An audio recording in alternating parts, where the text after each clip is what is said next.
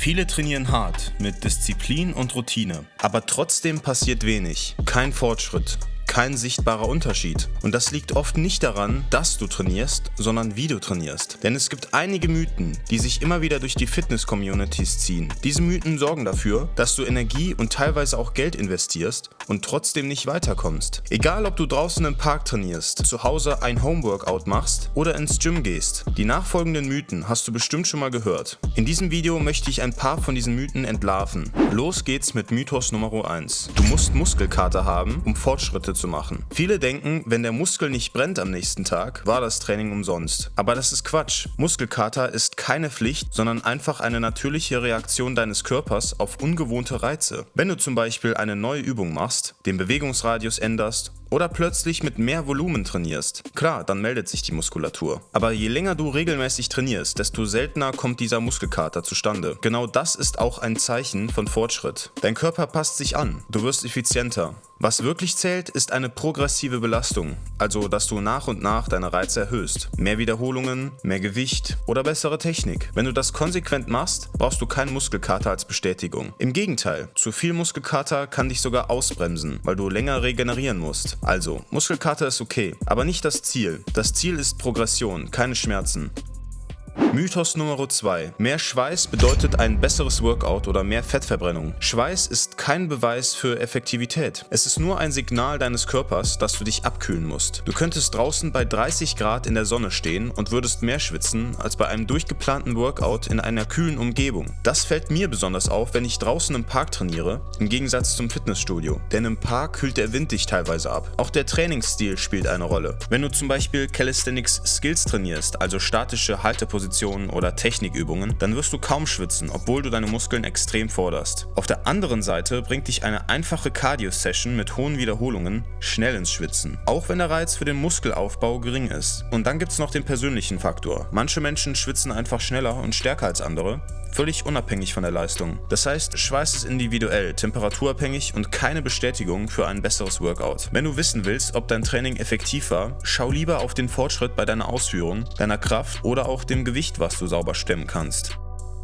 Mythos Nummer 3. Du kannst gezielt Fett an bestimmten Stellen verbrennen. Wäre schön, wenn das geht, aber das funktioniert leider nicht. Viele denken, ich mache Sit-Ups, also verbrenne ich Bauchfett. Aber dein Körper entscheidet selbst, wo er die Fettreserven abbaut. Und zwar gleichmäßig über den ganzen Körper. Der Fettabbau beginnt oft im Gesicht, an den Armen, an Stellen, wo dein Körper bereit ist, die Reserven herzugeben. Am Bauch oder an den Hüften halten sich die Fettzellen meist länger, da wo man am liebsten Fett verbrennen würde. Dort speichert der Körper gerne und lässt es auch als letztes los. Wenn du also sichtbare Definition willst, brauchst du vor allem ein Kaloriendefizit. Sprich, du musst mehr Kalorien am Tag verbrennen, als du zu dir nimmst. Und das schaffst du über eine ausgewogene Ernährung und regelmäßige Bewegung, nicht über übermäßig viel Sixpack-Training. Mythos Nummer 4. Viel Training bringt viel Fortschritt. Das klingt logisch, ist aber oft ein Fehler. Mehr Training kann schnell zu Übertraining führen, vor allem wenn du deinem Körper keine Regeneration gibst. Muskeln wachsen nämlich nicht während der Belastung, sondern in den Ruhephasen. Wenn du deine Trainingspausen ignorierst, gehst du gegen deinen Fortschritt an. Gerade beim Calisthenics, wo du sehr viel mit Halteübungen, Körperspannung und Technik arbeitest, ist Regeneration extrem wichtig. Ohne sie geht's nicht. Du wirst müde, unkonzentriert, machst Fehler oder verletzt dich sogar. Und es gibt noch etwas. Nicht jeder ist gleich belastbar. Was für den einen funktioniert, kann für dich zu viel sein. Also hör auf deinen Körper, plane Erholungsphasen ein und schlaf genug. Denn Schlaf ist nicht Zeitverschwendung, sondern echt wichtig für deine gesamte Fitness. Mythos Nummer 5. Supplements sind notwendig, um Muskeln aufzubauen. Viele denken, dass ohne Eiweißshakes, Kreatin oder Trainingsbooster nichts läuft. Aber die Wahrheit ist, Supplements sind nur Ergänzungen. Sie können hilfreich sein, sind aber kein Muss. Ich zum Beispiel habe Kreatin nie genommen. Mein Eiweißpulver steht im Regal und wird auch nur selten angerührt, denn ich mag es einfach nicht.